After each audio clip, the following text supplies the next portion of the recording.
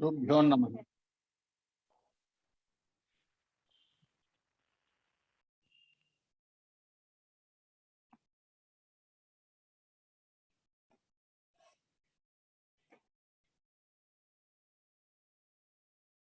अथ मंत्रपाठः।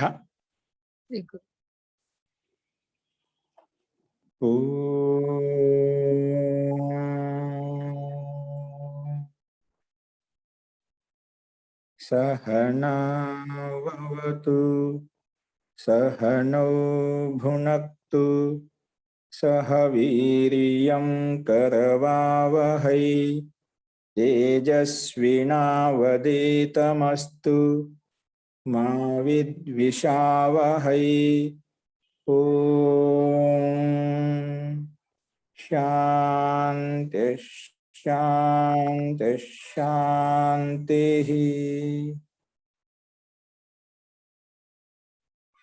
सर्वेभ्यो नमः। अंदरिकी नमस्कारम अंडी।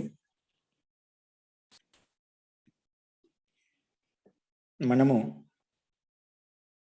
చిత్తవృత్తుల గురించి చెప్పుకుంటున్నాము.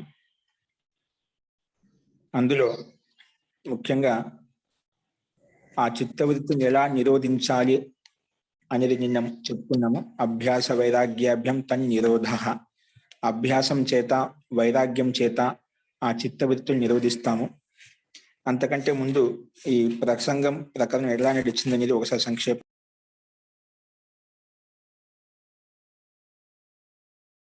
ముందుగా అథ యోగానుశాసనం అని చెప్పి మొట్టమొదటి సూత్రంలో ఇక్కడి నుంచి యోగానుశాసనం యొక్క శాస్త్రాన్ని ప్రారంభిస్తున్నాము. యోగం యొక్క అనుశాసనాన్ని ప్రారంభిస్తున్నామని చెప్పాము. ఆ సూత్రంలో యోగం అంటే ఏమిటి అన్నప్పుడు యోగం అంటే సమాధి అని చెప్పాము. ఈ సమాధి ఎక్కడ ఉంటుంది అంటే చిత్తంలో ఉంటుంది. యోగం అంటే సమాధి ఎక్కడ ఉంటుందంటే చిత్తంలో ఉంటుంది.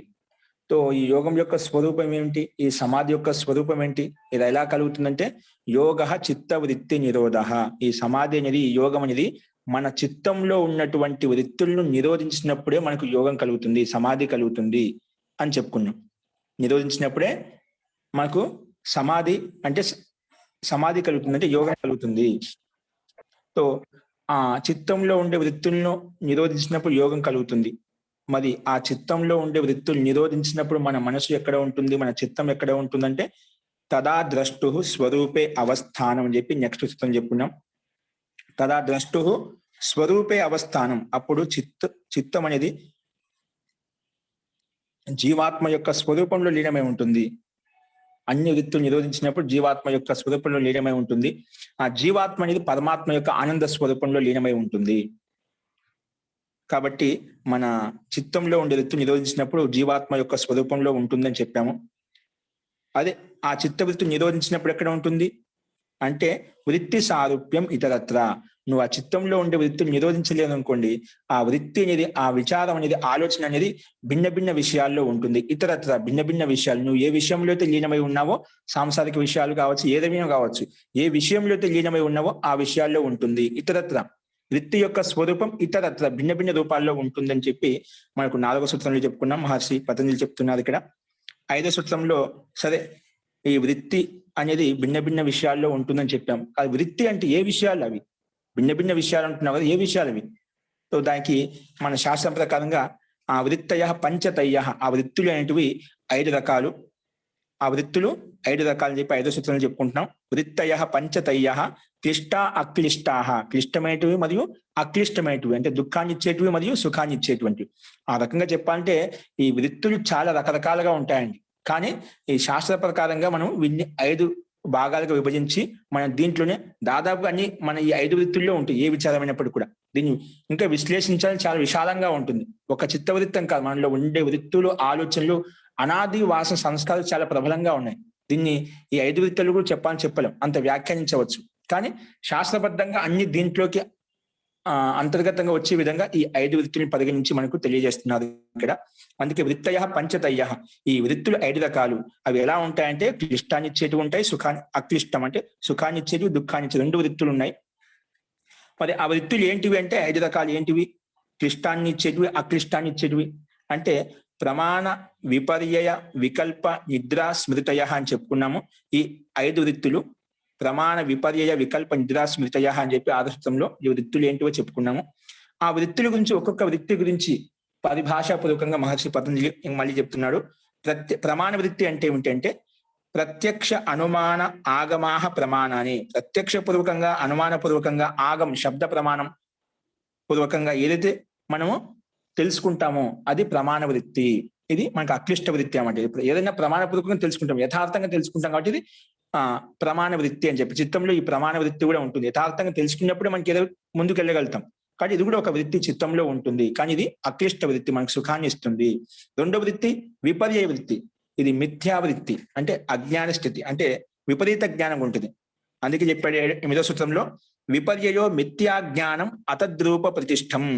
ఈ విపర్యయం అనేది విపర్య వృత్తి అనేది మిథ్యా జ్ఞానం అంట, అంటే యథార్థ జ్ఞానం కాదు, విపరీతమైన జ్ఞానం. అందుకే అతద్రూప ప్రతిష్టం. తద్రూపం ఏ వస్తువు ఎలాగైతే తద్రూపంలో ఉందో అలా కాకుండా భిన్న రూపంలో ఉండేదాన్ని అతద్రూప ప్రతిష్టం అని చెప్పాడు. అందుకే ఏ వస్తువు ఎలాగైతే ఉందో అలాగా ఉండకుండా భిన్న రూపంగా ఉంటుంది కాబట్టి అతద్రూప ప్రతిష్టం, అంటే విపరీత జ్ఞానం, మిథ్యా జ్ఞానం. దీన్నే విపర్య వృత్తి అని చెప్పాము. ఇది కూడా మన చిత్తంలో ఉంటుంది. ఇది మన నిజంగా వాస్తవం చూస్తున్న చాలాసార్లు భిన్న భిన్న వృత్తిలో ఉంటాం, అంటే విపరీతమైనటువంటి మిథ్యా జ్ఞానంలో ఉంటాం, మనం అంధకారంలో ఉంటాం. యథార్థంగా తెలుసుకోకుండా లేనిది ఉన్నట్టుగా ఉన్నది లేనిట్టుగా ఊహించుకుంటాం. ఇది విపరీత జ్ఞానం, విపరీతమైనటువంటి బుద్ధి అనమాట. అటువంటి వృత్తిలో కూడా మన చిత్తం ఉంటుంది అని చెప్తున్నారు. నెక్స్ట్ వికల్ప వృత్తి. వికల్ప వృత్తి ఇక్కడ కూడా మనం చాలాసార్లు ఉంటుంటాం, చేస్తూ ఉంటాం కూడా. శబ్ద జ్ఞానానుపాతి వస్తు శూన్యో వికల్ప. శబ్ద జ్ఞానానుపాతి, శబ్దం ద్వారా ఏదైనా ఒక శబ్దం ఉచ్చరించామంటే అది ఒక జ్ఞానం ఉత్పన్నం అవుతుంది. ఎందుకంటే శబ్దార్థ సంబంధం నిత్యం, శబ్దం ఉందంటే అర్థం ఉంటుంది. అందుకే శబ్దార్థ జ్ఞానం, శబ్దార్థం వల్ల ఏదైతే జ్ఞానం ఉత్పన్నమైందో, ఆ ఉత్పన్నమైందంటే జ్ఞానం ఉందంటే ఏదో అర్థం కూడా ఉండాలి, కానీ అక్కడ ఆ అర్థమే లేదు. వస్తు శూన్య. శబ్ద జ్ఞానం ద్వారా, శబ్దం ద్వారా ఒక జ్ఞానం ఉత్పన్నం అవుతుంది, ఈ శబ్దానికి ఈ అర్థము అని చెప్పి. కానీ ఈ శబ్దానికి అర్థం జ్ఞానం ఉత్పన్నమైంది, కానీ ఆ జ్ఞానానికి అనుకూలంగా అక్కడ వస్తువు లేదు. అందుకే వస్తు శూన్యో వికల్ప. అక్కడ వస్తువు లేకపోయినా దాన్ని వికల్ప వృత్తి అని చెప్పాం. కానీ చాలాసార్లు లేని దానికోసం ప్రయత్నం చేస్తూ ఉంటాం తెలియకుండానే. అది నిజంగా ఉందా లేదా అని కూడా తెలియదు, అంటే వికల్ప వృత్తి. మనం తెలుసుకోకుండా మనం ప్రయత్నం చేస్తున్నాం, ఉంది కదా అని చెప్పి దాన్ని ప్రయత్నం చేస్తూ ఉన్నాం. అందుకే ఇది వికల్ప వృత్తి. ఇది కూడా చిత్తంలో ఉంటుంది. ఇది కూడా అక్లిష్ట వృత్తి. మనం ఏదో యథార్థంగా తెలుసుకోకుండా చేస్తేనా అది మనకు కష్టాన్ని ఇస్తుంది. కాబట్టి ఇది కూడా చిత్తంలో ఉన్నటువంటి వృత్తి. నెక్స్ట్ వచ్చేసి నిద్రావృత్తి. నిద్రావృత్తి చెప్పాం కదా, స్వప్నావస్థ జాగ్రత్త అవస్థలో ఉన్నటువంటి వృత్తి ఇది.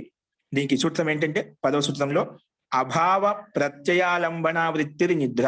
అభావ ప్రత్యయాలంబనా వృత్తిరి నిద్ర. అభావం అంటే భావం లేకపోవడం, అంటే జ్ఞానం లేకపోవడం. ఏ జ్ఞానం? స్వప్నావస్థ యొక్క జ్ఞానము, నిద్రావస్థ యొక్క అంటే జాగ్రత్త అవస్థ యొక్క జ్ఞానం యొక్క అభావమే. అంటే ప్రత్యయం అంటే జ్ఞానం, అంటే ఆ జ్ఞానం యొక్క అభావమే ఇక్కడ నిద్రావృత్తిగా చెప్పుకున్నాం. అంటే ఈ స్వప్నావస్థలో జాగ్రత్త అవస్థలో నా స్థితి ఎలా ఉంది, వాటి యొక్క జ్ఞానం అభావం ఎలా తెలుస్తుంది? ఆ అభావం ఏ కారణంగా అయితే తెలుస్తుందో ఆ కారణమే, ఆ వృత్తే ఇక్కడ నిద్రావృత్తి కింద చెప్పుకున్నాము. నాకు ఈ జ్ఞానం లేదు, ఇప్పుడు నిద్రావస్థలో సుఖంగా నిద్రపోయాను, సుఖపూర్వకంగా నిద్రపోలేదు అనే భావన, అనుభూతి ఏదైతే కలుగుతుందో, ఈ అనుభూతి కలగడానికి కారణం ఏదైతే కారణం ఏ వృత్తి అయితే ఉందో తమోగుణ వృత్తి అది. ఎందుకంటే తమోగుణంలో ఉన్నప్పుడు మనకి ఈ స్థితి నాకు ఇలా కలిగింది కలగలేదని చెప్పుకుంటున్నాం. ఆ వృత్తినే నిద్రావృత్తి అని చెప్పాము. ఇది తమోగుణంలో ఉంటుంది. అంటే స్వప్నావస్థ యొక్క అభావ జ్ఞానము, జాగ్రత్త అవస్థ యొక్క అభావ జ్ఞానానికి ఆధారం, కారణం ఏదైతే ఉందో అటువంటి వృత్తినే నిద్రావృత్తి అని చెప్పాము. నెక్స్ట్ స్మృతి వృత్తి. ఎక్కువగా మన స్మృతి వృత్తిలో ఉంటాం, చిత్తం ఎక్కువగా ఉంటుంది. అనుభూతి పొందినటువంటి విషయాలు ఏవైతే ఉన్నాయో వాటిని మళ్ళీ మళ్ళీ స్మరణ చేసుకుంటూ వాటిని సుఖం కానీ దుఃఖం కానీ సుఖపడటం లేదా బాధపడటం అనేది జరుగుతూ ఉంటుంది. స్మృతి వృత్తి అంటే అనుభూత విషయ అసంప్రమోష స్మృతి. అనుభవించినటువంటి, అనుభూతి పొందినటువంటి విషయాలు ఏవైతే ఉన్నాయో వాటిని మళ్ళీ మళ్ళీ పునః స్మరణం చేసుకుని ఇటువంటి వృత్తి ఏదైతే ఉందో దాన్ని స్మృతి వృత్తి అంటాము. అందుకే ఈ స్మృతి వృత్తి వలన వాటిని జరిగిపోయిన విషయాలను మాటికి గుర్తు తెచ్చుకొని మనం సుఖపడుతుంటాం లేదా బాధపడుతూ ఉంటాం. ఇది జరుగుతూనే ఉంటుంది. ఈ చిత్తంలో ఏదో ఒకటి వృత్తిలో ఉంటాం. మనం చెప్పుకున్న వృత్తి నుంచి ఖచ్చితంగా ఏదో ఒక వృత్తిలో ఉన్నాం మనం. ప్రమాణ వృత్తిలో కానీ, వికల్ప వృత్తిలో కానీ, విపర్య వృత్తిలో కానీ, లేదా నిద్రావృత్తి, ఈ అంతిమ స్మృతి వృత్తి. ఈ 5 వృత్తుల్లో ఖచ్చితంగా ఉంటాం. మీరు సూక్ష్మంగా పరిగణించాలంటే ఈ 5 వృత్తుల్లోనే మనం ఉంటాము. ఎందుకు ధ్యాన స్థితిలో లేవు మనం ఇప్పుడు. ధ్యాన స్థితిలో లేవంటే ఏదో ఒక వృత్తిలో ఉన్నాం. ఇప్పుడు ఎక్కడ ఉన్నాం? ప్రమాణ వృత్తిలో ఉన్నాం. ప్రమాణ వృత్తిలో అంటే ఏదో ఒకటి విషయం తెలుసుకోవాలని శాస్త్రీయ జ్ఞాన వృత్తిలో ఉన్నామంట. ఇది ఒక ప్రమాణ వృత్తిలో ఉన్నాం. అలాగే ఇది కూడా లేదనుకోండి, విపర్య జ్ఞానంలో, వికల్ప వృత్తిలో, లేదా స్మృతి వృత్తిలో. స్మృతి వృత్తిలో ఏదో మంచిగా అనుభవించినటువంటి విషయాలను స్మరణ చేసుకుంటూ ఏదో ఒక విషయంలో లీనమై ఉంటాం అనమాట. అంటే సుఖాన్ని కానీ దుఃఖాన్ని కానీ అనుభవిస్తూ ఉంటాము స్మరణం ద్వారా. కాబట్టి ఇది స్మృతి వృత్తి కూడా మన చిత్తంలో ప్రబలంగా ఉంటుంది.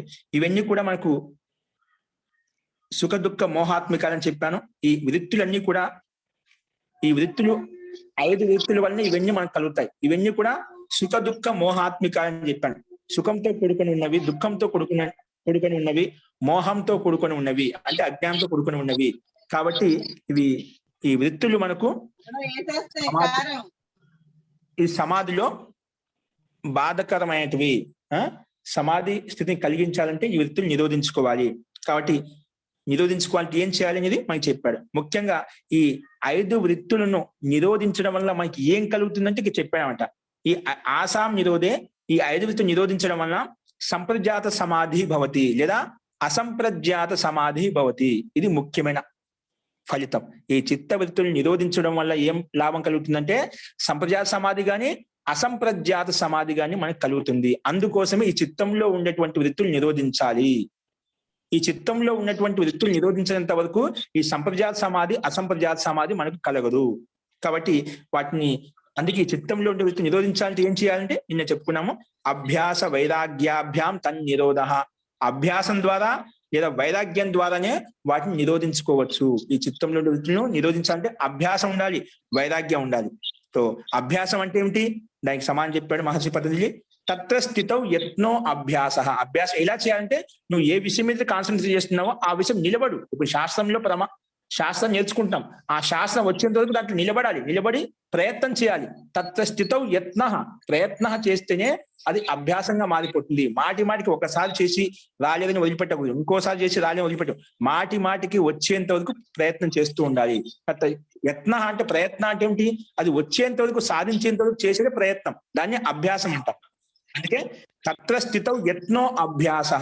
మనకు అన్ని ఒకేసారి చూస్తే ఏది రాదండి, మాటికి చూస్తే వస్తుంది, మాటికి వింటే వస్తుంది.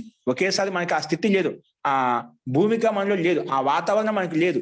ఎన్నెన్నో విషయాల్లో లీనమై ఉన్నాం. ఇప్పుడు ఆ విషయాలని దూరం చేసుకొని ఈ ముఖ్యమైన విషయ వృత్తిలోకి రావాలంటే, వర్తమాన వృత్తిలోకి రావాలంటే టైం తీసుకుంటుంది. కాబట్టి అక్కడ నిలబడి యత్నం చేయాలి. తత్ర స్థితౌ యత్నో అభ్యాస. అక్కడ నిలబడి ఏ విషయ వస్తువు కావాలనుకుంటున్నామో అక్కడ నిలబడి ప్రయత్నం చేస్తేనే, మాటికి ప్రయత్నం చేయడం వలన అది అభ్యాసంగా మారిపోతుంది. అందుకే తత్ర స్థితౌ యత్నో అభ్యాస.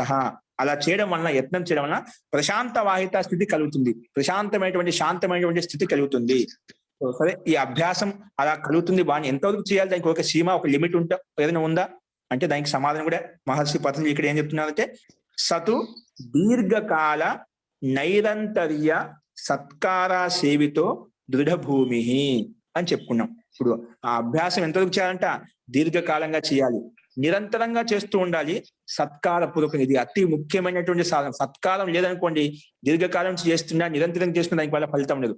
ఈ సత్కారం, శ్రద్ధ, రుచి, ఉత్పాదన లేకపోతున్నా మన కర్మ మంచిగా ఉండదు. కాబట్టి సత్కార సేవిత దృఢభూమి. అది సత్కారంగా చేసినప్పుడు, రుచిపూర్వకంగా చేసినప్పుడే అది బలంగా, దృఢంగా మారిపోతుంది. అందుకే మహర్షి వ్యాసుడు అదే చెప్పాడన్నమాట, దీర్ఘకాలంగా సేవించబడాలి, అది నిరంతరంగా సేవించబడింది. సత్కార సేవిత, సత్కారపూర్వకంగా సేవించబడింది. అలా సేవించినప్పుడు అది దృఢంగా మారుతుంది. అలా సేవించాలంటే మనం ఏం చేయాలి? దానికి సమాధానం చెప్పాడు, తపస్సు ద్వారా. దీర్ఘకాలంగా చేయాలంటే మన తపస్సు, మళ్ళీ ఒక తపన ఉండాలి, అది పొందాలని కోరిక, జిజ్ఞాస ఉండాలన్నమాట. అందుకే తపస్సు ద్వారా. బ్రహ్మచర్యాన్ని పాటించడం వల్ల ఇది కూడా మనకు సాధన చాలా సహాయంగా ఉంటుంది. బ్రహ్మచర్యేణ విద్య ద్వారా, జ్ఞానం ద్వారా, అంటే స్వాధ్యాయం చేయడం వల్ల, గురుల ఉపదేశాలు వినడం వల్ల, ఇవన్నీ చేయడం వల్ల విద్యయ, ఇంకా ఈ మూడింటితో పాటు శ్రద్ధయ, మాటికి పట్టుకొని వస్తున్నాడు ఇక్కడ మహర్షి వ్యాస్ కూడా. శ్రద్ధయ, ఇంకా శ్రద్ధాపూర్వకంగా సంపాదిత, అలా సంపాదించినటువంటి గుణాలతో సంపాదించినటువంటి ఏదైతే ఉందో సత్కారవాన్ దృఢభూమి భవతి. ఈ రకంగా సేవించినటువంటి, ఉత్పన్నం చేసినటువంటి అభ్యాసం ఏదైతే ఉందో, సత్కారపూర్వకంగా చేసినటువంటి అభ్యాసం ఏదైతే ఉందో అదే దృఢభూమి భవతి, అదే బలంగా మారుతుంది. అదే మనకు మనం లక్ష్యం ఏదైతే పెట్టుకొని వెళ్తున్నామో ఆ లక్ష్యం వైపు తీసుకెళ్ళడానికి బలంగా మనకు దృఢంగా ఉంటుంది అని చెప్పారు ఇక్కడ. అందుకే అటువంటి అలా అభ్యాసం చేయడం వల్ల ఏం కలుగుతుంది, పక్కన చెప్పాడు వ్యుత్థాన సంస్కారేణ, అంటే ఆ వ్యుత్థాన అవస్థ అంటే ధ్యాన స్థితి నుండి మనం బయటికి వచ్చిన తర్వాత వ్యుత్థాన అవస్థని సామాన్య స్థితిలో కూడా వ్యుత్థాన సంస్కారైన ద్రాగ్ అంటే వెంటనే ద్రాగ్ ఇది ఏవ అనభిభూత విషయ ఇత్యర్థ, ద్రాగ్ ఇత్యేవ అనభిభూత విషయ ఇత్యర్థ. ఆ వ్యుత్థాన సంస్కారంలో వచ్చినప్పటికి కూడా ఇలా అభ్యాసం చేయడం వలన అది ఒక దృఢంగా మారిపోయింది, బలంగా మారిపోయింది. కాబట్టి సామాన్య వ్యవహారంలో కూడా, సామాన్య వ్యుత్థాన అవస్థలో కూడా నీకు ఈ విషయాలనేటివి నిన్ను అణిచివేయవు. అంటే నీకు సాత్విక వృత్తే ఉంటుంది ఎల్లప్పుడు. ఇలా అభ్యాసం చేయడం వల్ల దీర్ఘకాలంగా నిరంతరంగా సత్కారపూర్వకంగా చేయడం వల్ల ఏదైతే స్థితి ఏర్పడిందో నీ మానసిక స్థితి, చిత్తం యొక్క స్థితి, అది నీకు బలంగా ఉంటుంది. వ్యుత్థాన అవస్థలో కూడా, సామాన్య లౌకిక వ్యవహారంలో కూడా అది త్వరగా అణిచివేయబడదు. అదే సాత్విక వృత్తి, నీకు ధర్మ వృత్తి, జ్ఞాన వృత్తి, వైరాగ్య వృత్తి అనేది అలాగే ఉంటుంది. వెంటనే అనభిభూత విషయ ఇత్యర్థ, అది వెంటనే అభిభూతం కాదు, అణిచివేయబడదు, అంటే అంత బలంగా ఉంటుందన్నమాట. కాబట్టి ఇది ఆ రకంగా అభ్యాసం చేయాలి. సరే, అభ్యాస వైరాగ్యాభ్యాం తన్నిరోధ. అభ్యాసం అంటే చెప్పావు, తత్ర స్థితో యత్నో అభ్యాస. ఆ అభ్యాసం ఎంతవరకు చేయాలంటే దీర్ఘకాలంగా నిరంతరంగా సత్కారపూర్వకం చేయాలని చెప్పావు. అలా చేసినప్పుడు దృఢంగా ఉంటుంది. సరే, వైరాగ్యం అంటే ఏమిటి చూడండి. ఈరోజు మనం చెప్పుకోబోయే విషయం ఏంటంటే వైరాగ్యం. ఆ సూత్రంలో ఉండే శబ్దాలను తీసుకొని మహర్షి ఇక వ్యాఖ్యానిస్తున్నారండి. ఇప్పుడు ఏం చెప్పి వైరాగ్యం పరిభాష చెప్తున్నాడు. ఇప్పుడు అభ్యాసానికి పరిభాష చెప్పాను, తత్ర స్థితో యత్నో అభ్యాస అని చెప్పాం. ఇప్పుడు వైరాగ్యం అంటే ఏమిటి, వైరాగ్యం పరిభాష ఏంటి చూడండి. మహర్షి పతంజలి ఏం చెప్తున్నారు, 15వ సూత్రము చూసుకోండి, ఆ స్క్రీన్ మీద కూడా కనిపిస్తుంది. వైరాగ్యం అంటే దృష్ట ఆనుశ్రవిక విషయ వితృష్ణస్య వశీకార సంజ్ఞా వైరాగ్యం. చూసుకోండి, స్క్రీన్ మీద కనిపిస్తుంది. దృష్ట ఆనుశ్రవిక విషయ వితృష్ణస్య వశీకార సంజ్ఞా వైరాగ్యం. ఇది వైరాగ్యానికి పరిభాష. ఏంటంట, దృష్ట అంటే ప్రత్యక్షంగా చూసినటివి. మనము ఈ లౌకిక జీవితంలో, ఈ మానవ జీవితంలో, ఈ వర్తమాన జీవితంలో దృష్ట అని చూశాం, ఇంకా ఆనుశ్రవిక ఇంకా విన్నాం, చూసినటివి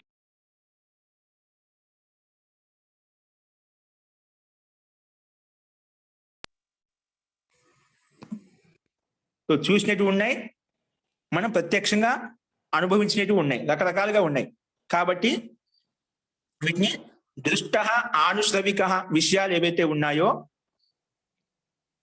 ఆనుశ్రవిక విషయాలు ఏవైతే ఉన్నాయో వాటి పట్ల తృష్ణ రహితంగా ఉండటం.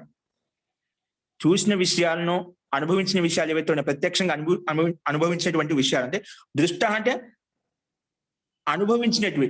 ఈ వర్తమాన జీవితంలో మనం ఏవైతే అనుభవాలు పొందామో, అనుభూతిని పొందామో, అనుభవించామో, ఇంకా విన్న విషయాలు ఏవైతే ఉన్నాయో వాటి పట్ల విషయ వితృష్ణ, ఆ విషయాలు ఏవైతే ఉన్నాయో వాటి పట్ల తృష్ణ రహితంగా ఉండాలి. తృష్ణ అంటే కోరిక, ఇచ్ఛ, ఆకాంక్ష, వీటికి విపరీతంగా ఉండాలి. అంటే కోరిక లేకుండా, ఇష్టం లేకుండా, వాటి పట్ల తృష్ణ అంటే ఇష్టం అని, కోరిక అని.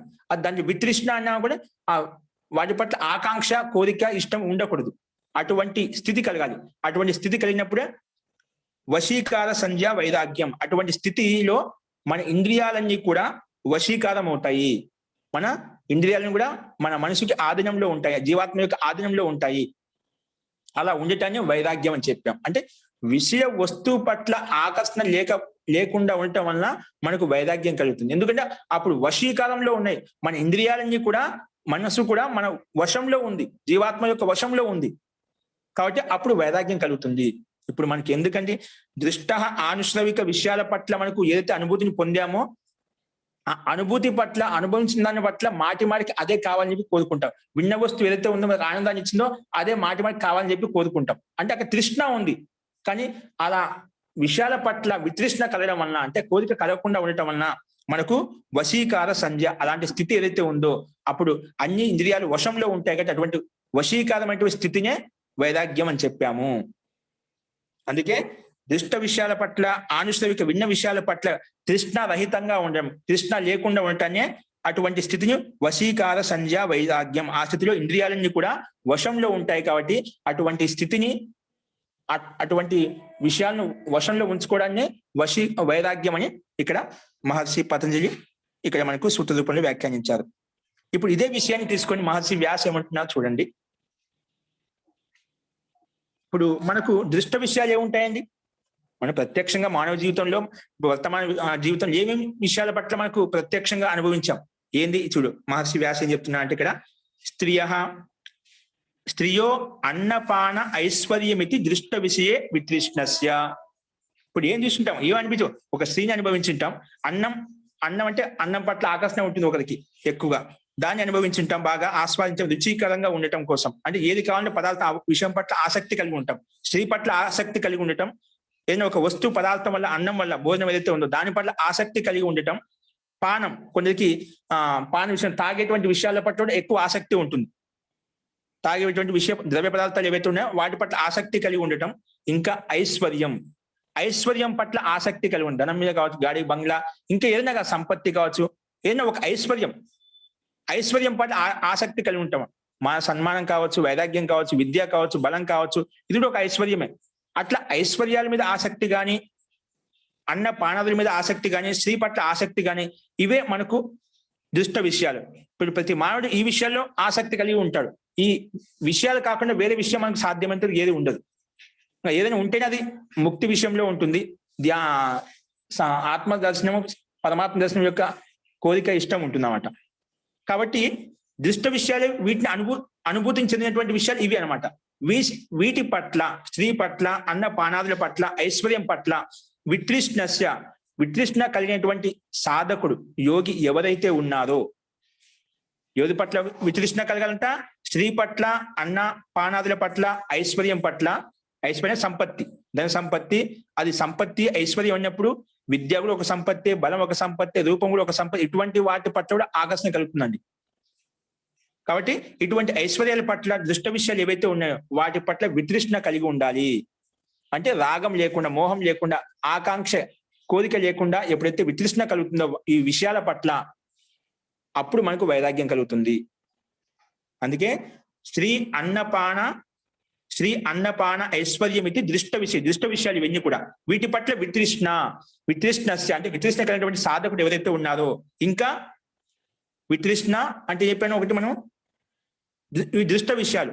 ఆనుశ్రవిక విషయాలు ఏంటివి, విన్న విషయాలు ఏంటివి, అవి పక్కన చెప్తున్నాడు. స్వర్గ వైదేహ్య ప్రకృతి లయత్వ ప్రాప్తౌ ఆనుశ్రవిక విషయే వితృష్ణస్య. ఇప్పుడు స్వర్గం అంటే స్వర్గకామో యజేత.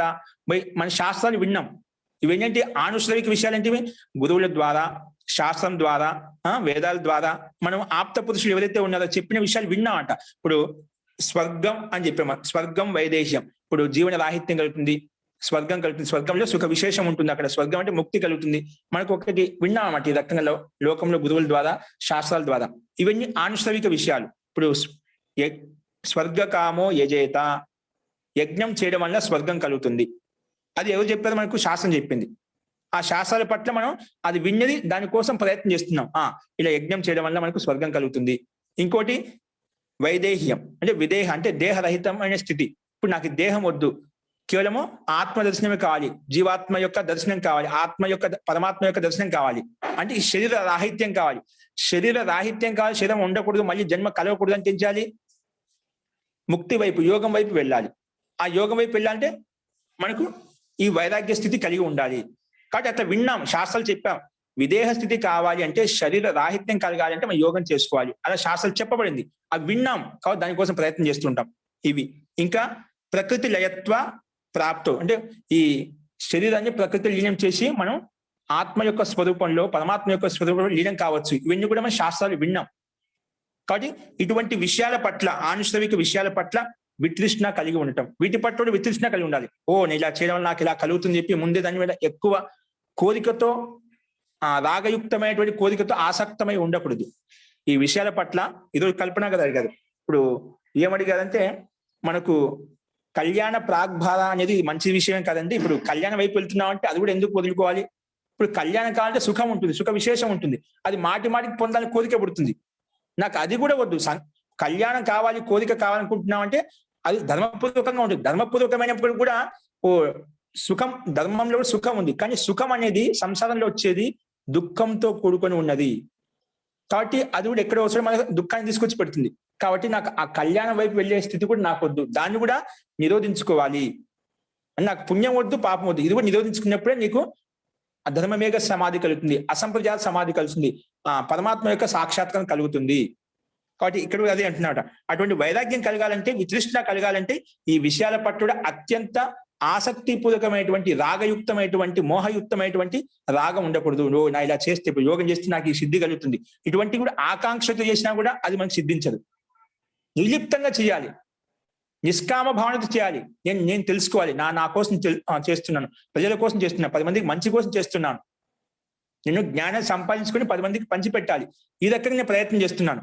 అంతేగాని నీ స్వార్థం కోసం, నీ సన్మానం కోసం మనసులో కోరిక, ఆకాంక్ష పెట్టుకొని చేశామనుకోండి, మనకంత త్వరగా ఫలితం సిద్ధించదు. అంటే తృష్ణ రహితంగా ఉండాలన్నమాట. తృష్ణ రహితంగా మనం అది కావాలని కోరుకోవాలి. అందుకే చెప్పాడు, స్వర్గ వైదేహ్య ప్రకృతి లయత్వ ప్రాప్తౌ ఆనుశ్రవిక విషయం. ఇవన్నీ ఆనుశ్రవిక విషయాలు. స్వర్గ విషయంలో శరీరం అంటే జీవాత్మ వేరు, ఈ శరీరం వేరు, వీటిని రహితమైనప్పుడు ముక్తి కలుగుతుంది. ఇటువంటి విషయాలు మనం విన్నామాట. ఇటువంటి విషయాల పట్లంగా ప్రకృతి లయంలో లీనం కావచ్చు. జీవాత్మ ఈ శరీరాన్ని త్యాగం చేసి ప్రకృతిలో లీనమవుతుంది, శరీరం ప్రకృతిలో లీనమవుతుంది, జీవాత్మ పరమాత్మ లీనమవుతుంది. ఇటువంటి విషయాలు మనం విన్నాము కదా, విన్నాము. ఇవన్నీ ఆనుశ్రవిక విషయాల పట్ల కూడా మనకు వితృష్ణ కలిగి ఉండాలి. అటువంటి సాధకుడు ఎవరైతే ఉన్నారో, ఇంకా ఏం చెప్తున్నారు, దివ్య అదివ్య విషయ సంప్రయోగే, దివ్యమైన విషయాలు అదివ్యమైన విషయాల పట్ల సంప్రయోగే అప్పి, అంటే దాంతో సంబంధమైనప్పుడు కూడా, యుక్తమైనప్పుడు కూడా దివ్యమైన విషయాలు. ఇప్పుడు చాలా మందికి పుణ్యం చేశామనుకోండి, పుణ్యమైన పనులు చేస్తే మనకు దివ్య సంపత్తులు దొరుకుతాయండి. దివ్యమైన అంటే మనకు సంసారంలో ఏవైతే కావాలనుకుంటే, సుఖ విశేషం కావాలనుకుంటే అవన్నీ మనకు పరమాత్మ ఇస్తాడు. ఎందుకు నువ్వు పుణ్యం చేశావు, ధర్మం చేసి పుణ్యాన్ని సంపాదించుకున్నావు, అప్పుడు దివ్యమైనటువంటి విషయాలు వస్తుంటాయి. అది పాపం చేయడం వలన అదివ్యమైన విషయాలు కూడా వస్తుంటాయి. అంటే 2 రకాలుగా యుక్తం అవుతూ ఉంటారు. చిత్తం అనేది, ఈ జీవాత్మ అనేది 2 రకాలుగా యుక్తం అవుతూ ఉంటుంది. అందుకే చెప్పామంట, దివ్య అదివ్య విషయ సంప్రయోగి అపి, వాటితో యుక్తమైనప్పటికీ కూడా చిత్తస్య, ఆ చిత్తం అనేది విషయ దోష దర్శిన, అది దోషమే చూస్తుంది. ఈ విషయాలు కూడా, దివ్యమైన విషయాలు కూడా నాకు దోషయుక్తమైనవే, ఇవి ఎప్పుడోసారి దుఃఖం వైపు తీసుకొస్తాయి. కాబట్టి ఆ చిత్తం కూడా ఏం చేస్తుంది, చిత్తస్య విషయ దోష దర్శన, ఆ విషయాన్ని కూడా దోషంగా చూస్తుంది, దోషయుక్తంగా చూస్తుంది. అలా చూడటం వలన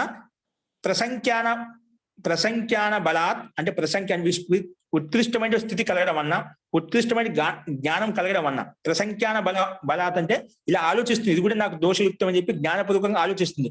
అటువంటిప్పుడు ఏదైతే జ్ఞానం ఏర్పడుతుందో దాన్ని ప్రసంఖ్యాన బలాత్, ఆ ప్రసంఖ్యాన ప్రకృష్టమైన జ్ఞానం వలన అనభోగాత్మిక హేయో ఉపాధేయ శూన్య వశీకార సంధ్య వైరాగ్యం, అటువంటి జ్ఞానం కలగడం వలన అనభోగాత్మిక అంటే భోగం చేయడానికి ఇష్టం కలగదు, భోగాల పట్ల ఆసక్తి ఉండదు. ఇప్పుడు ఏం చెప్పాను, భోగాలు దుష్ట విషయాలు చెప్పాను, స్త్రీ, అన్నపానాదులు, ఐశ్వర్యం, ఇవన్నీ మనకు భోగం చేయడానికి విషయ వస్తువులు అన్నమాట. వాటి పట్ల అనభోగాత్మిక స్థితి అంటే హేయ ఉపాధేయ స్థితి, అంటే వదిలిపెట్టాలి, త్యాగం చేయాలి. వీటిని ధర్మపూర్వకంగా సృష్టి నియమ ప్రకారం ఏదైతే ఎందుకోసం చెప్పారో అంతవరకు ఉపయోగించాలి, ఆసక్తిపూర్వకంగా ఉపయోగించకూడదు. కాబట్టి ఈ రకంగా యథార్థంగా తెలుసుకున్నప్పుడు వాటి మీద ఆసక్తి ఉండదు. కాబట్టి అటువంటి ప్రసంఖ్యాన జ్ఞానం కలిగినప్పుడు, అనుభవం కలిగినప్పుడు అనభోగాత్మిక హేయ ఉపాధేయ శూన్య, వాటిని పొందాలనే కోరిక ఉండకుండా వాటిని త్యాగం చేయాలి, వదిలిపెట్టాలనే భావన కలుగుతుంది.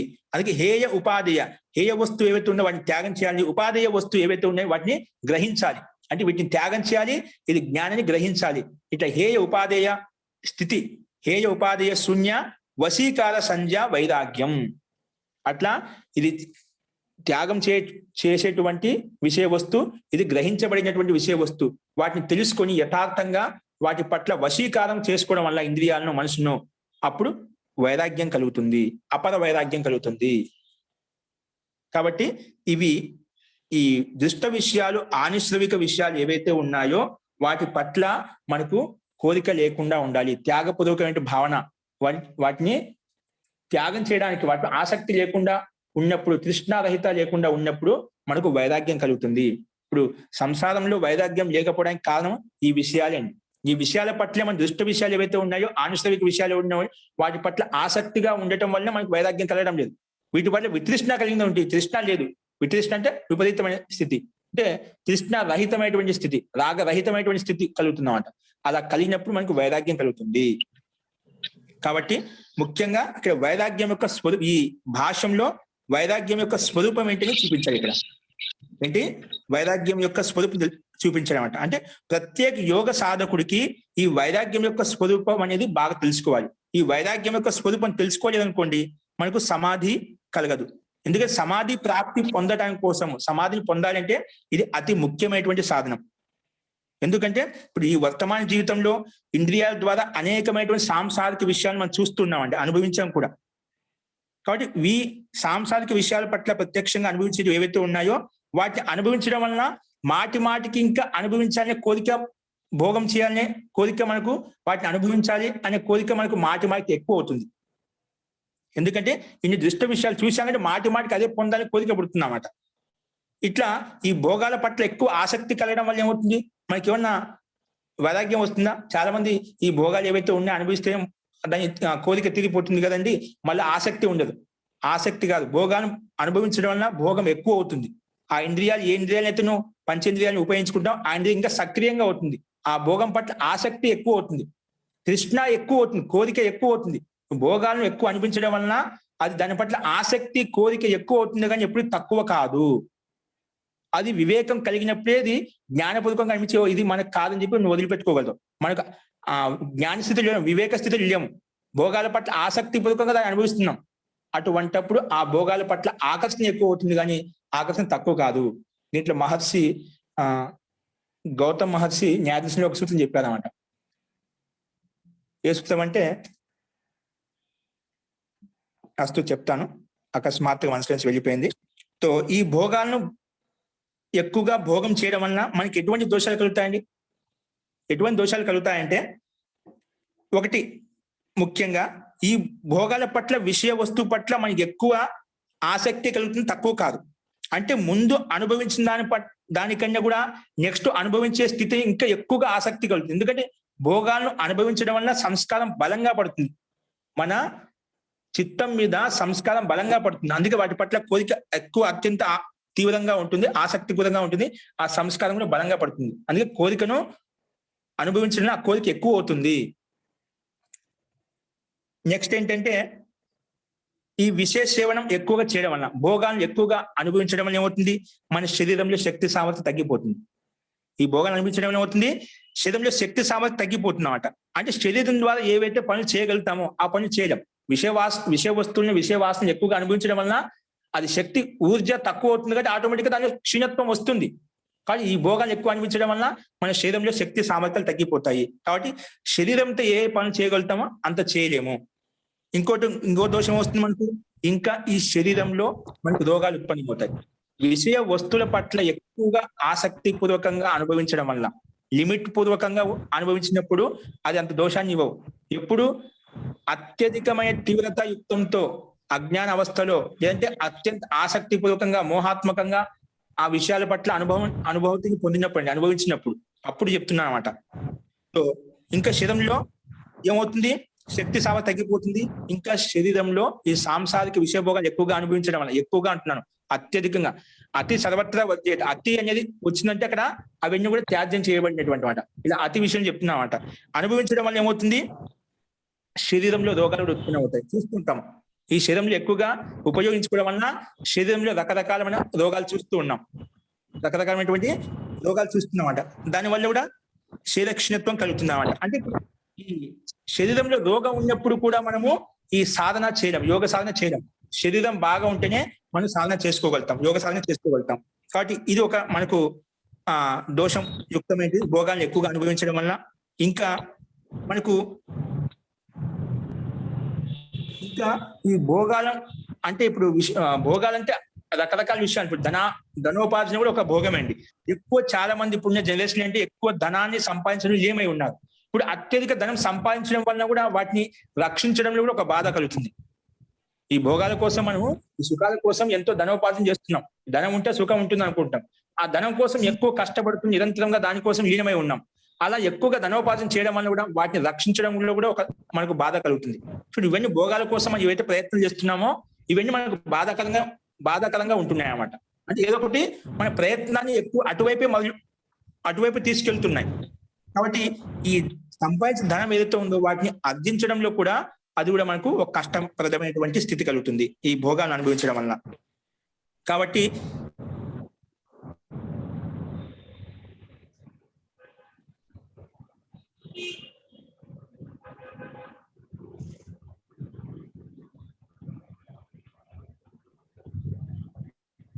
మూట్లోకి వెళ్ళిపోయావు. ఓం నమస్తే అండి. మూట్లోకి వెళ్ళిపోయారు, వినపట్టలేదు.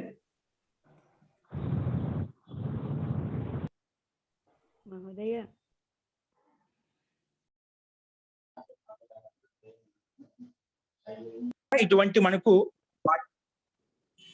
ఈ భోగాలు ఎక్కువగా అనుభవించడం వల్ల మనకు ఆ విషయ వస్తు పట్ల రాగం పెరుగుతుందే కానీ మనకు రాగం తగ్గదు. కాబట్టి ఈ విషయ భోగాల పట్ల మనకు వితృష్ణ భావన కలిగి ఉండాలి. వితృష్ణ భావన కలిగి ఉన్నప్పుడే మనకు వైరాగ్యం కలుగుతుంది.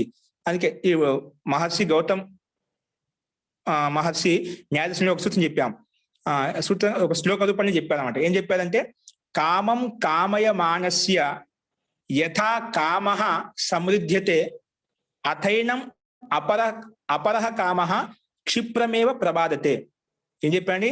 కామం కామయ మానస్య యథా కామః సమృద్ధ్యతే అథైనం అపరః కామః క్షిప్రమేవ ప్రబాదతే.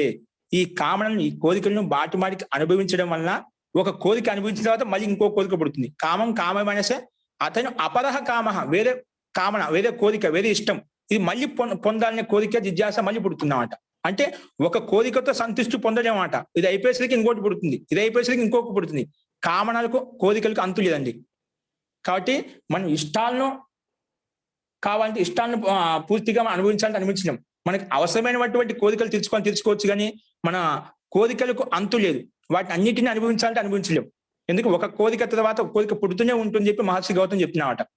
అది వెంటనే మనం బాధిస్తున్నామట. క్షిప్రమే ప్రభాదతే. ఆ వెంటనే మళ్ళీ కోరిక నిన్ను బాధిస్తుంది, నాకు అది కావాలి ఇది కావాలని చెప్పి. కాబట్టి కోరికలకు అంతు లేదు. కాబట్టి వీటిని మనం శాంతపరుచుకోవాలి. శాంతపరుచుకోవాలంటే మనకు వైరాగ్యం కలిగి ఉండాలి. వీటి పట్ల వితృష్ణ కలిగి ఉన్నప్పుడే మనకు వైరాగ్యం కలుగుతుంది అని చెప్పి ఇక్కడ మనకు మహర్షి వ్యాస్ కూడా ఇదే మనకు ఉల్లేఖించారు. ఇది ఎలా అవుతుందంటే, ఈ విషయాల పట్ల వితృష్ణ కలిగి ఉన్నప్పుడు మనకు ఈ వైరాగ్యం కలుగుతుంది. ఇంకా ఇవి మనకు ఆనుశ్రవిక విషయాలు ఏవైతే ఉన్నాయో వాటి పట్ల కూడా వితృష్ణ కలిగి ఉండాలి.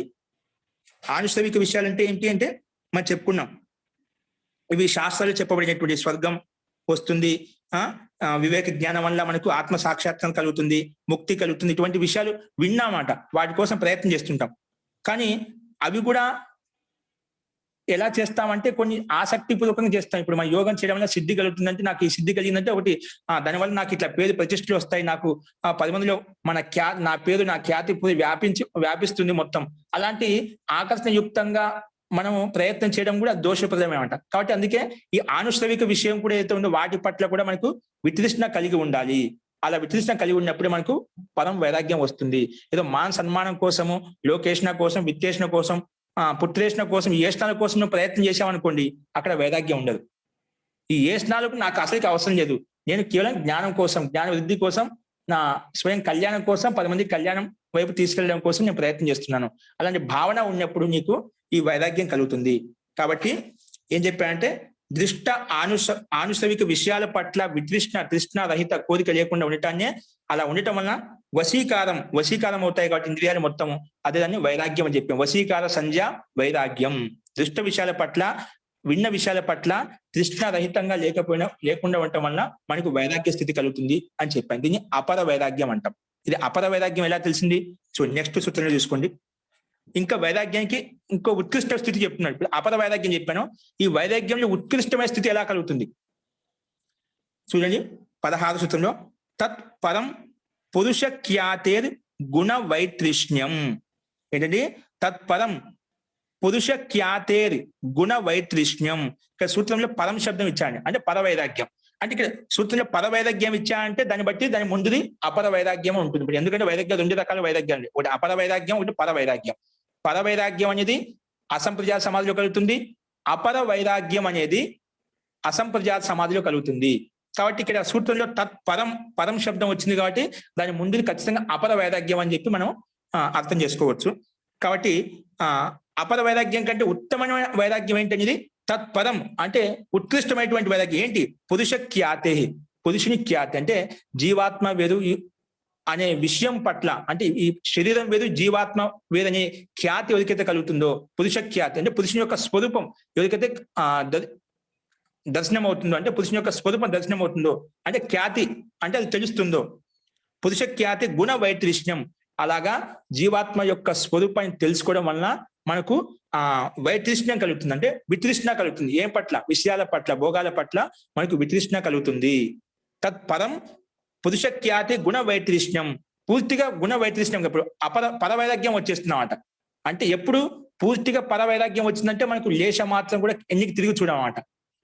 అపర వైరాగ్యంలో ఈ విషయాల పట్ల మనకు వితృష్ణ కలిగినప్పుడు కూడా కొంచెం వైరాగ్యం ఉంటుంది, కానీ ఆలంబన వచ్చినప్పుడు ఎప్పుడు కింద పడటానికి అవకాశం ఉంటుంది, ఎప్పుడో ఒకసారి కింద పడటానికి అవకాశం ఉంటుంది అసంప్రజాత సమాధిలో. ఎందుకంటే అక్కడ కర్మలు నశించలేదు, కర్మలు తగ్గించాం, జ్ఞానపూర్వకంగా వాటిని న్యూనం చేశాం, కానీ కర్మలు దగ్ధబీజం చేయలేదు.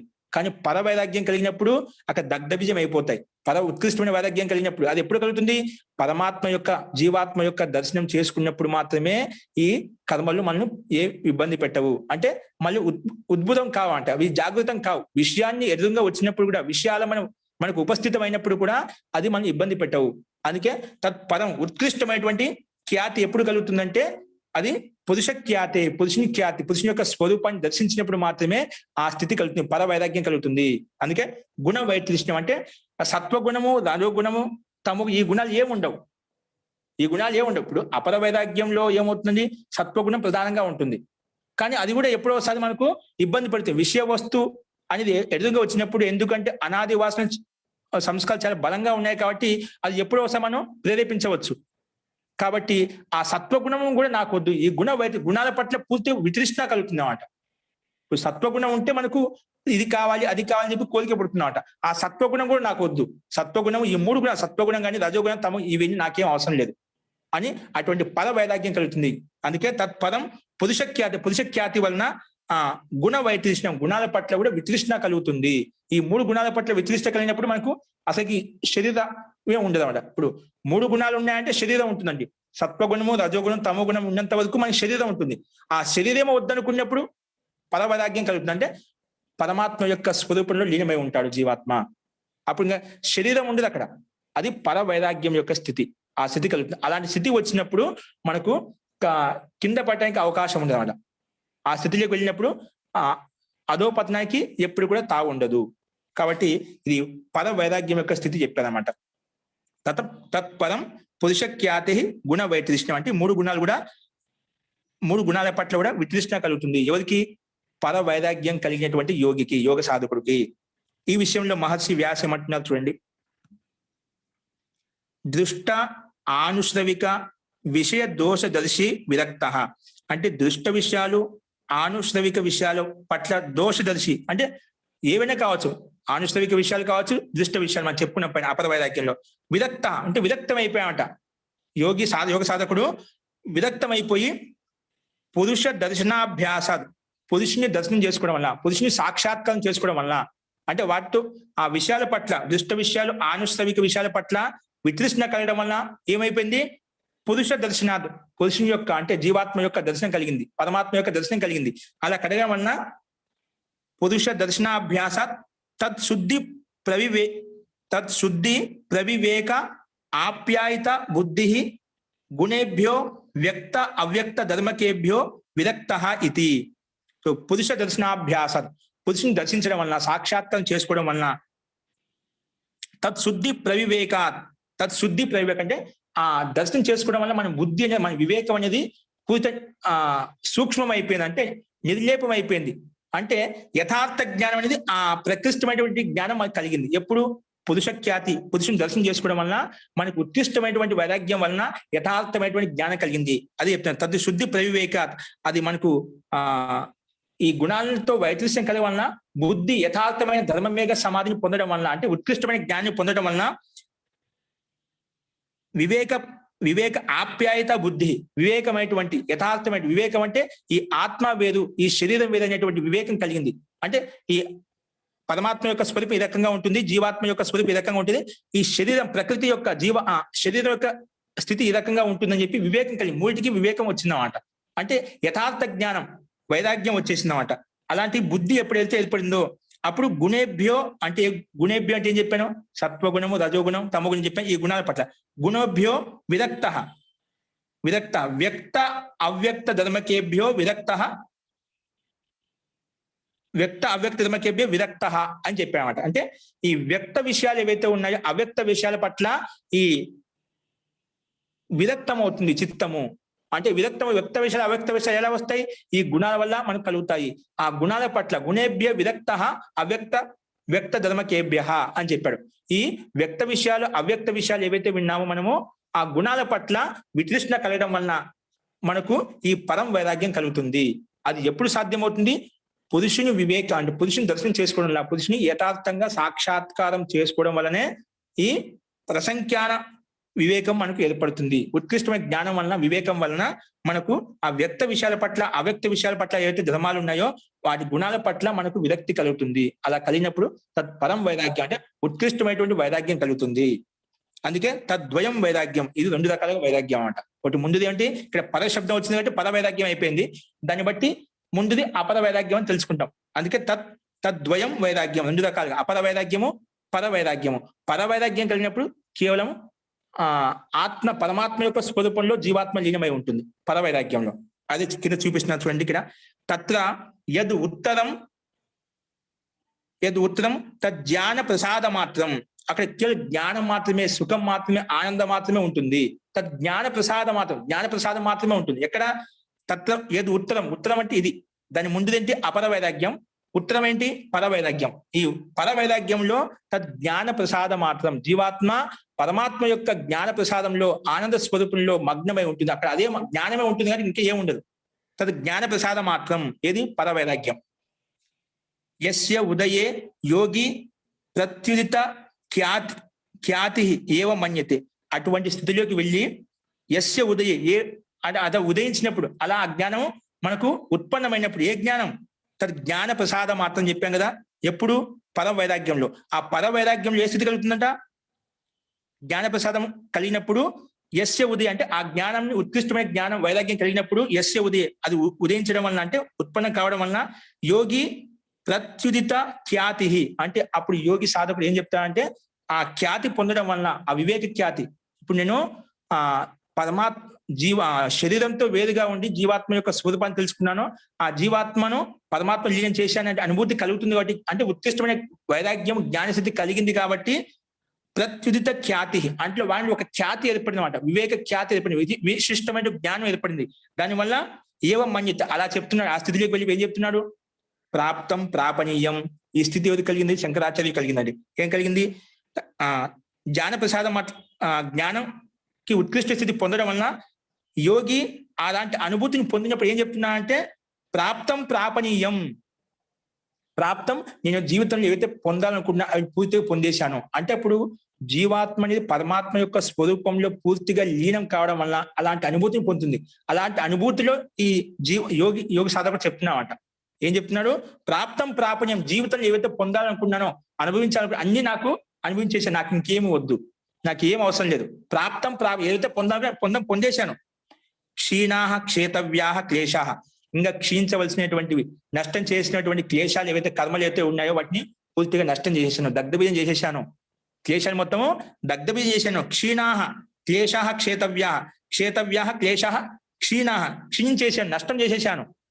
ఇంకా చిన్న శ్లిష్టపూర్వ భవ సంక్రమ, చిన్న భిన్నం చేశాను. ఏంటి శ్లిష్టపూర్వ భవ సంక్రమ, ఈ సంసార చక్రం ఏదైతే ఉందో శృంఖల బద్ద ఏదో నడుస్తూ ఉందో, సంసార చక్రం నడుస్తూ ఉందో ఈ శృంఖల బద్దాన్ని ఆవాగమన చక్రాన్ని పూర్తిగా చిన్న భిన్నం చేశాను. భవ సంక్రమ అంటే నెక్స్ట్ జన్మ ఏదైతే రాబోతుందో, పుణ్యం వల్ల మనకి ఏదైతే జన్మ కలుగుతుందో, పాపం వల్ల జన్మ కలుగుతుంది, ఈ పాప పుణ్యం వల్ల ఏదైతే జన్మ కలుగుతుందో, ఈ సంసార చక్రం ఏదైతే కలుగుతుందో అది చిన్నం చేశాను. ఏంటి శ్లిష్ట పూర్వ భవ సంక్రమ, ఈ భవ సంక్రమం భవిష్యత్తులో వచ్చేటువంటి సంసార చక్రం సంసార బంధనం ఏదైతే ఉందో దాన్ని చిన్న భిన్నం చేసేసాను.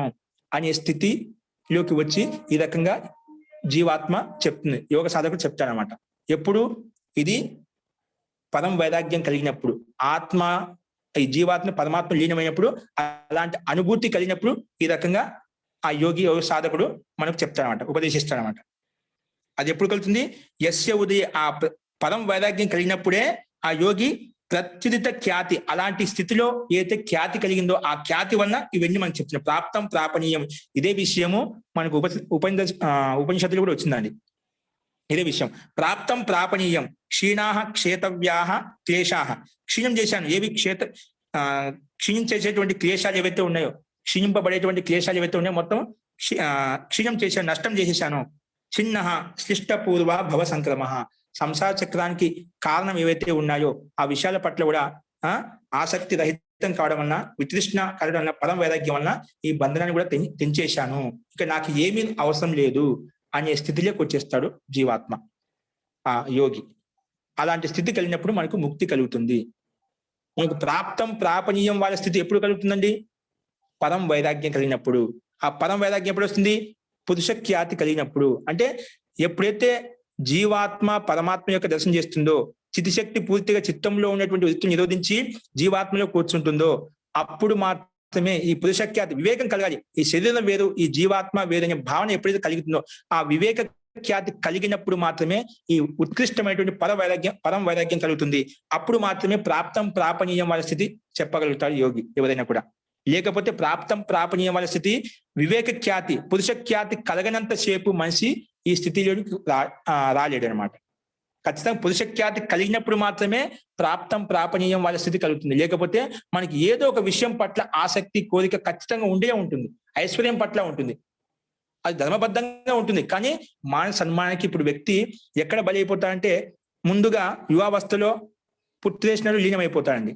యువావస్థలో పుత్రేష్ణ ఎక్కువగా ఉంటుంది, కామవాసనలు ఎక్కువగా ఉంటాయి, అక్కడ లీనమైపోతాడు. రెండవ వృత్తి అది అయిపోయింది, పూర్తి అయిపోయింది. ఒక అవస్థలో నెక్స్ట్ స్టెప్ ఏంటి? గృహస్థ అవస్థలో విత్తం అంటే విత్తేష్ణ ఉంటుంది, డబ్బు సంపాదించాలి, డబ్బు మీద ఆసక్తి ఎక్కువగా ఉంటుంది. అందుకే ఆ స్థితిలో ఉండి డబ్బు మీద ప్రాధాన్యత చూపిస్తామట. అక్కడ ఆ కోరిక ప్రబలంగా ఉంది, విత్తేష్ణ ఉంటుంది. ఆ డబ్బు కూడా బాగా సంపాదించేశాడు, పుత్రేష్ణ అయిపోయింది, విత్తేష్ణ కూడా అయిపోయింది. నెక్స్ట్ కోరిక ఏముంటుంది? లోకేష్ణ. అందరు ఇక్కడ వచ్చి ఇరుక్కపోతున్నామట. లోకే మాన సన్మానికి ఇంత డబ్బు సంపాదించి నాకు పేరు ప్రతిష్ట ఉండాలి, దాని ధర్మాలు చేయాలి, మంచి పేరు ఖ్యాతింప చేయాలి అని చెప్పి ఈ లోకేషన్ అనేది చాలా ఇదిగా ఉంటుంది. నేను చేసిన నేను అనే భావన చాలా ప్రబలంగా కూర్చుంటుంది. ఏం పని చేసి నేను అనే భావన రావాలి. ఆ భావన ఉన్నా కూడా యోగ సాధన చేయలేడు. కాబట్టి చాలా మంది ఈ లోకేషన్లో వచ్చేసి ఇరుక్కపోతాడు అనమాట. మా సన్మానికి ఆకలితో ఉంటాడు, తృష్ణ యుక్తంగా ఉంటాడు, చాలా ఆకలి వేస్తుంటామట. అది ఎవరైనా అగౌరవ పరిచయాలంటే అయిపోయా, అక్కడే బాధ కలుగుతుంది మనిషికి. ఒకరిన ఎప్పుడన్నా చూస్తూ ఉంటాం, చాలా మంది సాధకులను విద్వాంసులను కూడా ఒక స్టేజ్ మీద పొరపాటున పేరు తీసుకోవడం మర్చిపోయాను అనుకోండి, నా పేరు తీసుకోలేదు, నా పేరు చెప్పలేదు అనే భావన. అంటే లోకేష్ణ అంటే నా పేరు చెప్పలేదు. ఇటువంటి చిన్నవి చాలా ఉంటాం, మనం చూస్తూ ఉంటాం. ఆ లోకేషన్ అనేది మనకు చాలా ప్రబలంగా పట్టుకుంటుంది, అక్కడ వచ్చి ఇరుక్కపోతామంట. అట్లా ఈ మూడు ఏషణలు ఏవైతే ఉన్నాయో, లోకేష్ణ, విత్తేష్ణ, పుత్రేష్ణ, ఈ మూడు ఏషణలు అతిక్రమించి మనం ఎప్పుడైతే ముందుకు వెళ్ళగలుగుతామో అప్పుడు మనం సాధన చేయగలుగుతాము. ఈ వేషణలు ఉన్నంతసేపు మనకు దానికోసం ప్రయత్నం చేస్తూ ఉంటాం. ఈ లోకేష్ణ కూడా పూర్తిగా నయం చేయాలంటే ఎప్పుడు సాధ్యమవుతుంది? అది పురుష ఖ్యాతి కలిగినప్పుడు మాత్రమే సాధ్యమవుతుంది. లోకేష్ణ ఉందంటే గుర్తుపెట్టుకోండి, పుత్రేష్ణ కూడా ఉంటుంది, విత్తేష్ణ కూడా లోపల ఉంటుంది. లోకేష్ణ ఉందంటే ఖచ్చితంగా విత్తేష్ణ, పుత్ర రెండు ఏషణలు ఉంటాయి, అది లోపల అణిగి ఉంటాయి, కానీ లోకేష్ణ ప్రధానంగా ఉంటుంది. కాబట్టి ఈ మూడు ఏషణలు ఎప్పుడైతే మనం అతిక్రమించి ముందుకు వెళ్ళగలుగుతామో అప్పుడే మనం యోగ సాధన చేసుకోగలుగుతాము, పురుష ఖ్యాతిని పొందగలుగుతాము. ఈ పురుష ఖ్యాతి కలిగినప్పుడే ఈ ఏషణ నుండి మనం దూరం కాగలుగుతాం. లేదంటే లోకేషన్లో వచ్చి ఇరుకపోతా ఉంటాం. చాలా మంది ఇప్పుడు విత్తేషణ మీద ఆసక్తి ఉండదు, పుత్రేషణ మీద ఆసక్తి ఉండదు, కానీ లోకేషన్ అనేది మనం పీడిస్తూ ఉంటుంది. కాబట్టి ఎందుకంటే ఇవన్నీ అనుభవించేసాం కదా.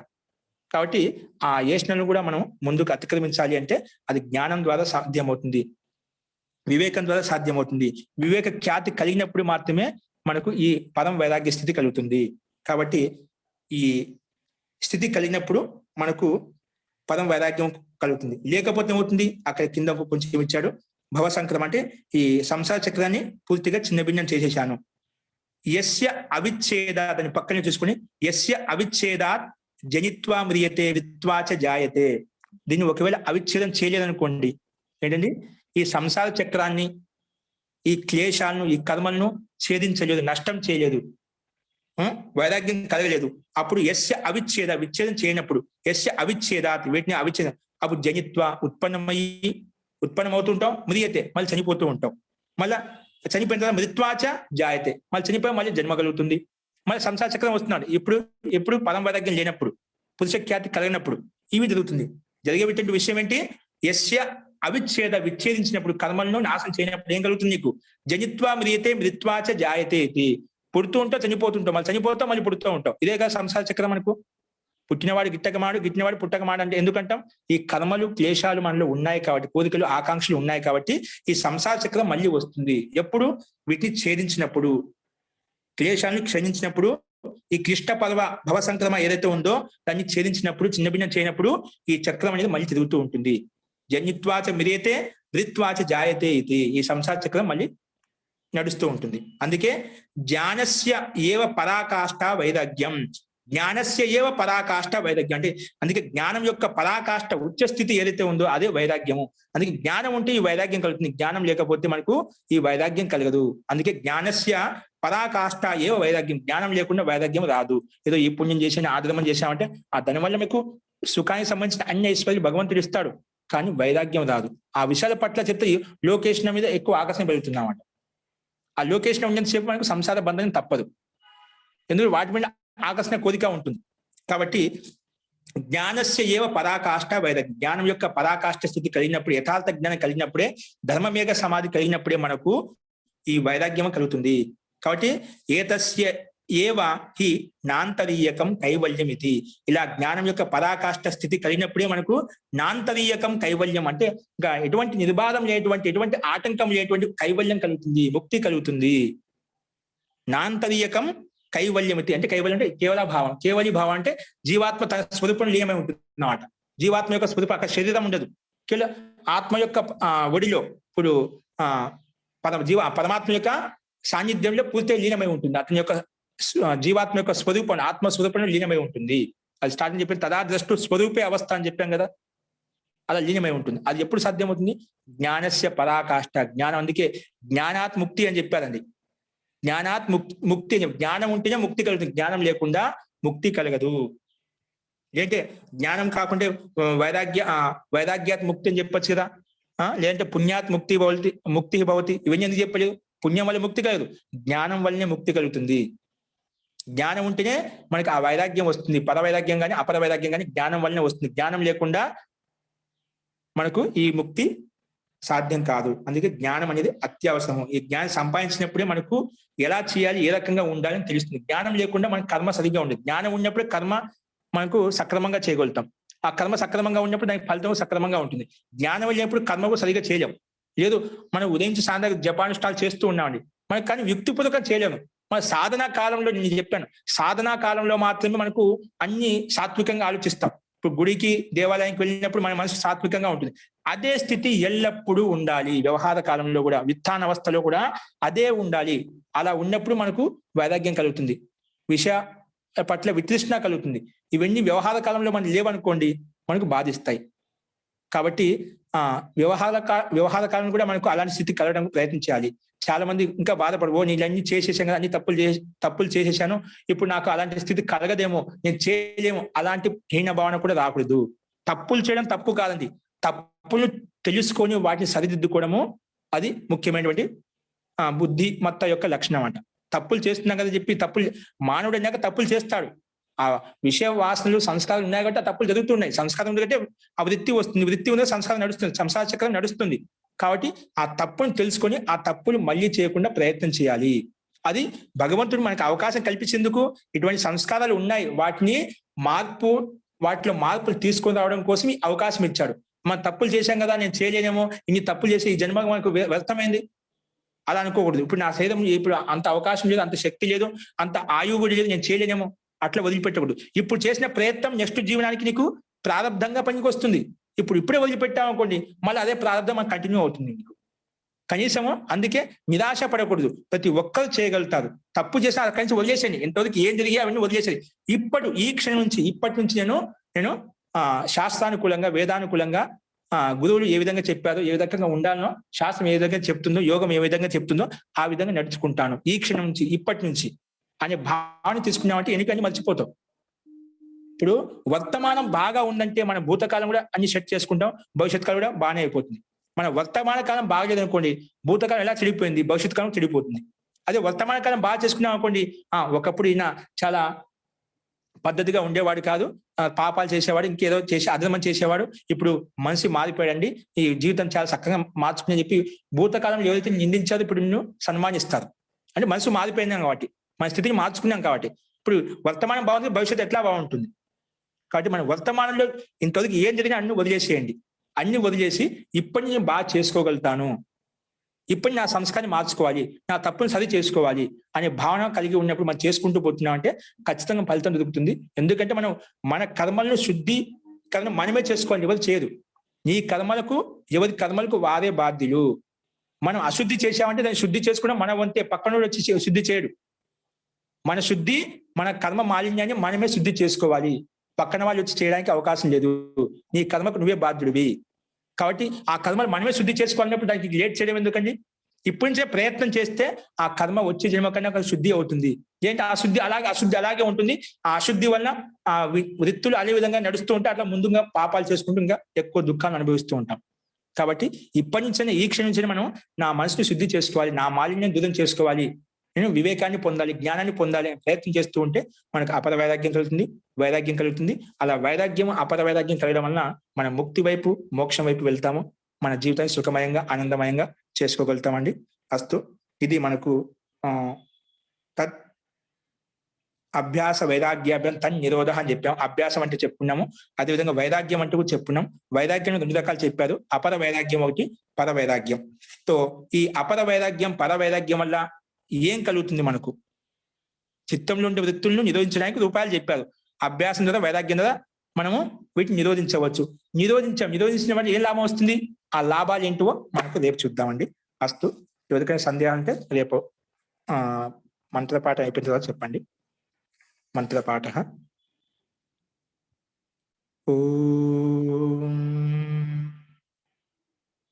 సర్వే భవంతు సుఖినః, సర్వే సంతు నిరామయాః, సర్వే భద్రాణి పశ్యంతు, మా కశ్చిద్ దుఃఖ భాగ్ భవేత్. ఓం శాంతి శాంతి శాంతి. సర్వేభ్యో నమః. అందరికీ నమస్కారం అండి.